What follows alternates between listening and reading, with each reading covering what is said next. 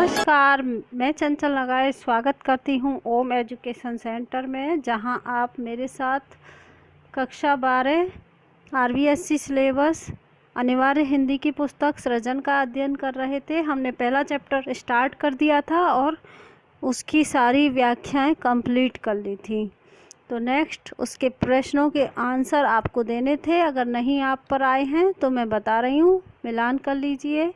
उससे पहले आप मेरे चैनल को सब्सक्राइब करिए, लाइक करिए और सब्सक्राइब कर लिया हो तो बेल आइकन प्रेस करिए और अपने अधिक से अधिक दोस्तों को इस चैनल के माध्यम से हिंदी भाषा का ज्ञान उपलब्ध कराएं। आपने पिछला वीडियो नहीं देखे हैं 12वीं क्लास के, तो उनको देखिए और हिंदी व्याकरण के और भी वीडियो पड़े हुए हैं, उनको भी देखिए। डिस्क्रिप्शन में मैंने लिंक दिया हुआ है। तो चलते हैं बिना समय गवाए। 2 प्रश्न इसमें वस्तुनिष्ठ थे। पहला, आशा सांपनी की औषधि क्या बताई है, तो आई होप आप सभी ने कर लिया होगा। आशा सांपनी की औषधि संतोष बताई गई है। कवि ने कस्तूरी व चीनी के माध्यम से मनुष्य के किन गुणों की ओर संकेत किया है, तो मनुष्य के आंतरिक गुणों की ओर संकेत किया है। आप ऐसे ही ये क्वेश्चन आंसर नहीं कर पाएंगे, नहीं समझ पाएंगे यदि आपने पहले 2 वीडियो नहीं देखे। तो प्लीज़ पहले आप जाके, अगर आपने नहीं देखे हैं तो इस चैप्टर के 2 वीडियो और हैं, पार्ट 1 और पार्ट 2, वो देखिए। पहला क्वेश्चन है, अति लघु उत्तरीय प्रश्न थे। हंस के उदाहरण से कवि क्या शिक्षा देना चाहता है, तो हंस के उदाहरण से क्या शिक्षा देना चाहते हैं कवि? गुणों को अपनाने और अवगुणों को न अपनाने की शिक्षा देते हैं। निर्क्षीर विवेक होना चाहिए, अर्थात जैसे हंस पानी और दूध को अलग अलग कर देता है, ऐसे ही मनुष्य में गुणों और अवगुणों की परख करने की शिक्षा देते हैं। ऐसा विवेक होना चाहिए। मोल करो तलवार को, पड़ा रहन दो म्यान, इस कथन का तात्पर्य क्या है? तो इस कथन से तात्पर्य कबीर ने बताया है, साधु की श्रेष्ठता उसकी जाति से नहीं बल्कि उसके ज्ञान आदि से आंकी जानी चाहिए। श्रेष्ठता कैसे? उसके बुद्धि लब्धि, ज्ञान, उसके कौशल आदि से आंकी जानी चाहिए। जाति कोई मायने नहीं रखती। यदि व्यक्ति योग्य है तो वही श्रेष्ठ है। कबीरदास ने संगति का क्या प्रभाव बताया, तो उन्होंने संगति को कभी निष्फल नहीं रहती, ये कह के बताया कि कबीरदास ने क्या बताया कि संगति कभी निष्फल नहीं रहती है, संगति से जीवन सार्थक हो जाता है। यदि आपके मित्र मंडली अच्छी है तो आपका जीवन अच्छा होगा, जीवन सार्थक होगा। सत्संगति का बहुत असर पड़ता है। ईश्वर प्राप्ति में बाधक अवगुण कौन कौन से बताए गए हैं, तो काम, क्रोध, मद, लोभ और ग्रह में आसक्ति, अधिक प्रेम, अधिक आसक्ति आदि अवगुण ईश्वर प्राप्ति में बाधक बताए गए हैं। तुलसीदास जी के अनुसार इंद्रियों की सार्थकता किससे संभव है, तो तुलसीदास जी के अनुसार इंद्रियों की सार्थकता परमार्थ में लगे रहने से ही संभव है। कवि के अनुसार मनुष्य के जीवन में संगति का क्या प्रभाव पड़ता है, तो कवि के अनुसार सुसंगति से मनुष्य का जीवन सुखी और सफल रहता है, पर बुरी संगति से वह कष्ट पाता है। यदि आप नहीं लिख पा रहे हैं जल्दी तो स्क्रीनशॉट लीजिए और बाद में लिखिए। अगर आपको ऐसे ही बिना लिखे ही याद करना है तो आप दोबारा वीडियो देखिए, आपकी जो मर्जी हो करिए, लेकिन पढ़िए, अच्छे से पढ़िए, जिससे आप बोर्ड एग्ज़ाम में सफल हो सकें। जगत को वश में करने के क्या उपाय बताया गया है? जगत को वश में करने का क्या उपाय बताया है? जगत को वश में करने के लिए कबीरदास जी ने मधुर वाणी को सबके साथ सबसे बड़ा सहज उपाय बताया है। उन्होंने बताया कि जो लोग मधुर वचन बोलते हैं, मीठा बोलते हैं, विनम्र वाणी का प्रयोग करते हैं, वे दूसरों पर अच्छा प्रभाव डालते हैं, और जो लोग अच्छा नहीं बोलते उनका प्रभाव क्या होता है? नेगेटिव होता है, नकारात्मक, और उन्हें अपने पक्ष में कर लेते हैं। जो मनुष्य अच्छी वाणी बोलते हैं दूसरों को अधिक प्रभावित करते हैं, जो विनम्रशील होते हैं। नेक्स्ट है, कबीरदास जी की वाणी साखी क्यों कहलाती है? साखी शब्द का अर्थ क्या है? साक्षी। साक्षी का विकसित और तद्भव रूप, तद्भव और तत्सम दो शब्द दो प्रकार के होते हैं ना, मैंने पढ़ाए थे। यदि आपने नहीं देखा तो पिछला वीडियो देखिए, व्याकरण वाला, आपको उसमें मिल जाएगा। विद्वानों के अनुसार साखी शब्द उस ज्ञान और अनुभूति का द्योतक है जो कवि ने अपनी बुद्धि से नहीं अपितु अपने अंतःकरण से साक्षात्कार किया था। आप समझ पा रहे हैं? साखी का अर्थ ज्ञान और अनुभूति का द्योतक है। मतलब विद्वान कहते हैं कि साखी क्या है? उनकी अनुभूति और उनका ज्ञान, कि उनको ज्ञान की कितनी अनुभूति हुई, इस बात को उन्होंने साखी कहा। कवि ने अपनी बुद्धि से नहीं अपितु अपने अंतःकरण से साक्षात्कार किया। वह ज्ञान एवं अनुभूति पूर्णतया अंतःकरण पर आधारित आध्यात्मिक बोध की गवाह होती है। इसी कारण ज्ञान धारा से प्रत्यक्ष होने से कबीरदास आदि संतों की वाणी को साखी कहा गया है। क्यों कहा गया है साखी? क्योंकि एक तरह से उन्होंने अपने अंतःकरण के ज्ञान को ही साक्षी मानकर सारी बातें कही हैं। सरल शब्दों में आप ये समझिए कि उन्होंने अपने अंतःकरण को ही साक्षी मानकर सारी बातें कही हैं। जाति न पूछो साधु की, पूछ लीजिए ना ज्ञान, मोल करो तलवार को, पड़ा रहन दो म्यान। पंक्ति का भाव स्पष्ट कीजिए। तो उपयुक्त दोहे में कबीरदास साधु की परीक्षा उसकी जाति से नहीं अपितु उसके ज्ञान के आधार पर करने का संदेश देते हैं। साधु यानी यदि ज्ञानी और सदाचारी है तो उसकी कोई जाति नहीं, जाति हो, कोई भी जाति हो, यदि साधु ज्ञानी और सदाचारी है तो वह सम्मान का पात्र है। ठीक उसी प्रकार जैसे तलवार को खरीदने पर पारखी व्यक्ति तलवार के लोहे और उसकी धार के आधार पर उसका मूल्य निश्चित करते हैं। ये देखते हैं कि तलवार का लोहा कितनी अच्छी क्वालिटी का है, उसकी धार कितनी अच्छी है।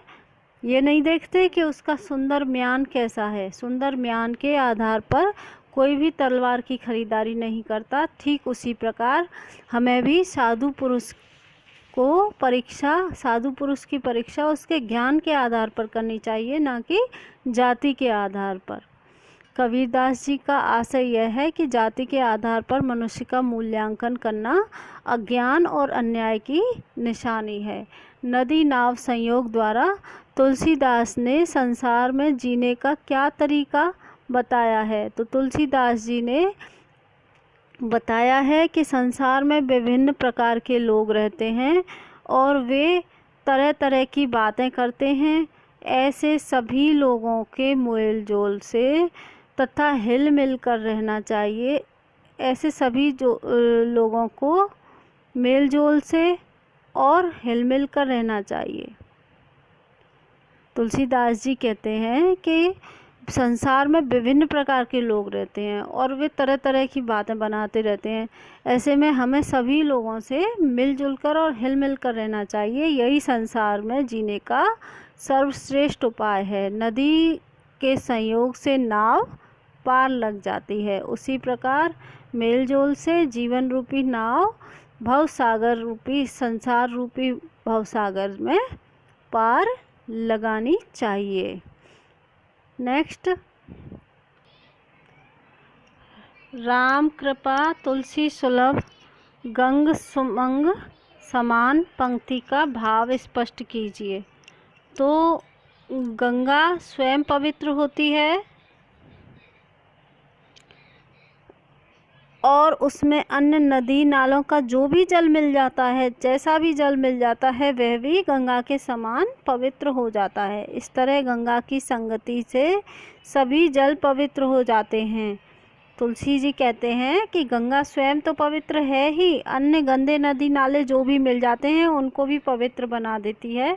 इस तरह गंगा की संगति से सभी जल पवित्र हो जाते हैं। अतः गंगा रूपी संत जनों की संगति से अर्थात सत्संगति से सामान्य व्यक्ति का चरित्र भी पवित्र हो जाता है। यदि हम बहुत गुणी, बहुत अच्छे चरित्र वाले व्यक्ति के साथ रहेंगे, उसकी संगति करेंगे, तो हम भी ऐसे ही बन जाएंगे। वही सत्संगति का विवरण दिया है तुलसीदास जी ने। मुझे एक कोटेशन याद आ रहा है, इसमें आप लिख सकते हैं कि समान रूप से क्या नाम है उनका, राम वृक्ष बेनीपुरी हैं शायद, मुझे ध्यान नहीं आ रहा उनका नाम, कि उन्होंने लिखा है कि कुसंगति का मित्रता करके शीर्षक है, या तो मैं लेखक का नाम आपको ढूंढ के बता दूंगी कल। वो कुसंगति का ज्वर बहुत भयानक होता है। उन्होंने भी संगति पर टिप्पणी की है, एक निबंध लिखा बहुत अच्छा, मित्रता नाम से शीर्षक, कि कुसंगति का ज्वर बहुत भयानक होता है। अतः गंगा रूपी संतजनों की संगति से अर्थात सत्संगति से सामान्य व्यक्ति का चरित्र भी पवित्र हो जाता है। ऐसी सुसंगति ईश्वर की कृपा से सहज ही मिल जाती है। नेक्स्ट है, अब तो दादुर बोले हैं हमें पूछे हैं कौन, मैं तुलसी का भाव क्या है। तो तुलसीदास जी कोयल का प्रतिनिधित्व करते हुए कहते हैं कि कोयल वसंत ऋतु में अपनी मधुर बोली से सभी के मन को प्रसन्न करती है। कोयल वसंत ऋतु में अपनी मधुर बोली से सभी के मन को प्रसन्न करती है। वर्षा ऋतु आने पर कोयलों की कूक सुनाई नहीं देती। क्यों सुनाई नहीं देती?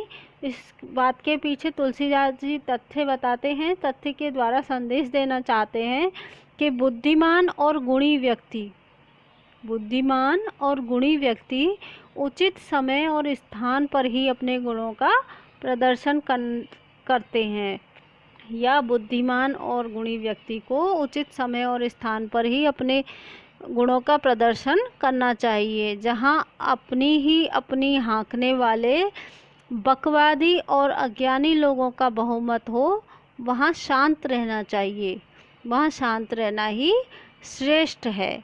वर्षा ऋतु में जब हजारों मेढक एक साथ टर्राते हैं तो बेचारी कोयल की मधुर ध्वनि सुनाई नहीं देगी, दब जाएगी। इसलिए कोयल वर्षा ऋतु आने पर चुप हो जाती है, शांत हो जाती है। पर जलती निज पाए रति न सूझे राजिया। पंक्ति का भाव क्या है, इसका भाव स्पष्ट करना है। तो इस पंक्ति में संबंध सोठे में कवि कृपाराम खेड़िया ने संकेत किया है कि इस समाज में अधिकतर लोग ऐसे होते हैं जो अपने दोषों तथा अपनी कमियों को नहीं देखते, परंतु वे दूसरे के दोषों और कमियों को देखते हैं, देखकर उंगली उठाते हैं कि अमुक व्यक्ति में बड़ी कमी है। अपने दोष नहीं दिख रहे, वे दूसरों के कलह एवं विवाद से आनंदित होते हैं, परंतु उनका ऐसा आचरण कदापि अच्छा नहीं माना जाता। वस्तुतः ऐसे लोग दुर्जन और निंदक स्वभाव के होते हैं। मुख ऊपर मिठया घट माही खोटा घड़े। पंक्ति का भाव क्या है, इसका भाव स्पष्ट करना है। तो इस पंक्ति में कृपाराम खेड़िया जी ने बताया है कि जो लोग मुख से मीठी मीठी बातें करते हैं, बहुत अच्छा बोलते हैं, चापलूसी लगाते हैं, वो उनके हृदय में खोट या बुरी बात रखते हैं, अर्थात मुख में राम बगल में छुरी स्वभाव के होते हैं। ऐसे लोगों से आत्मीयता या मित्रता नहीं रखनी चाहिए, स्पष्ट व्यवहार रखना चाहिए। ऐसे लोगों से तुरंत मित्रता तोड़ देनी चाहिए। हृदय से पवित्र भावना वाले और व्यवहार में स्पष्ट रखने वाले लोगों से ही मित्रता रखनी चाहिए। अब निबंधात्मक प्रश्न है। इसके बाद निबंधात्मक प्रश्न आपको मैं एक बता देती हूँ कैसे लिखेंगे। फिर हिम्मत के मत होए, रद कागज ज्यों राजिया दोहे का भावार्थ लिखिए। और दोहे के माध्यम से मनुष्य के किन किन गुणों की ओर संकेत किया गया है, ये बात आपको बतानी है। तो मनुष्य को हिम्मती और साहसी होना चाहिए। हिम्मत रखने वाले व्यक्ति को आने वाली सभी मुसीबतों का दृढ़ निश्चय और साहस के साथ डटकर मुकाबला करना चाहिए। वह हिम्मत से अपना तथा अपने परिवार का व समाज का सभी का हित साथ कर सकता है। शक्तिशाली व्यक्ति को ही सर्वत्र विजय मिलती है। समाज में ऐसे व्यक्ति का सभी सम्मान सत्कार आदर सत्कार करते हैं, उसे ही लोकनायक एवं साहसी व्यक्ति की तरह सम्मान प्रदान करते हैं। हिम्मत रखने से ही सिंह मृगराज कहलाता है, क्योंकि वह बहुत हिम्मत वाला होता है। ऐसा नहीं कि सिंह से बड़ा जंगल में कोई नहीं होता, सिंह से बड़ा हाथी होता है, लेकिन हाथी को मृगराज क्यों नहीं कहते? क्योंकि सिंह में सबसे ज़्यादा हिम्मत है, सबसे ज़्यादा ताकत सिंह में है। ताकत तो हाथी में भी है, लेकिन हिम्मत से काम कौन लेता है? सिंह लेता है। और हिम्मत रखने वाला मनुष्य नरोत्तम माना जाता है, नरों में उत्तम श्रेष्ठ। किंतु जो व्यक्ति हिम्मती नहीं होता, साहस एवं शक्ति से रहित होता है, उसे लोग कायर व दुर्बल मानते हैं। उसे रद्दी कागज के समान मूल्यहीन मानते हैं। जैसे रद्दी कागज का कोई मूल्य नहीं होता, कितनी भी महंगी पुस्तक है, 1500 की, 1600 की, 1800 की, कितनी भी महंगी आपके पास पुस्तक है, और यदि आप रद्दी कागज़ के साथ उसे बेचेंगे तो उसका वही मूल्य होगा जो अखबार का होगा। तोल में उसका क्या होगा? समाप्त हो जाएगी क्या उसकी कीमत, उसकी वैल्यू ख़त्म हो जाएगी, मूल्यहीन हो जाएगा वह।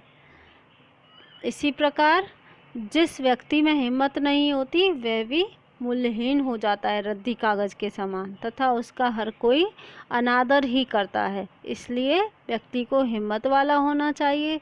संसार में हिम्मत और साहस की ही कीमत है। अतः इन पंक्तियों में मनुष्य को साहसी होने का गुण की ओर कवि ने संकेत किया है। नेक्स्ट 3 व्याख्यात्मक प्रश्न दे रखे हैं। कागा काको धन हरे जग अपनो कर लेत, काम क्रोध मद परे भवकूप, तुलसी या संसार नदी नाव संयोग। तो ये सभी व्याख्या मैंने आपको समझाई थी इससे पहले 2 वीडियोज़ में। तो यदि आपने वो वीडियो नहीं देखे तो उनको देखिए पुनः, और आप अपने आप व्याख्या लिखिए। व्याख्या का संदर्भ कैसे लिखेंगे? संदर्भ में तो आपको ये बताना है कि हम ये उपयुक्त गद्यांश कहाँ से लिया गया है, और प्रसंग में आपको ये बताना है कि उपयुक्त गद्यांश में किस शीर्षक पर चर्चा हुई है। तो संदर्भ, फिर प्रसंग, फिर व्याख्या लिखकर इनका अपने आप व्याख्या करिए इनकी। मिलते हैं नेक्स्ट वीडियो में, तब तक के लिए धन्यवाद। जय हिंद, जय भारत।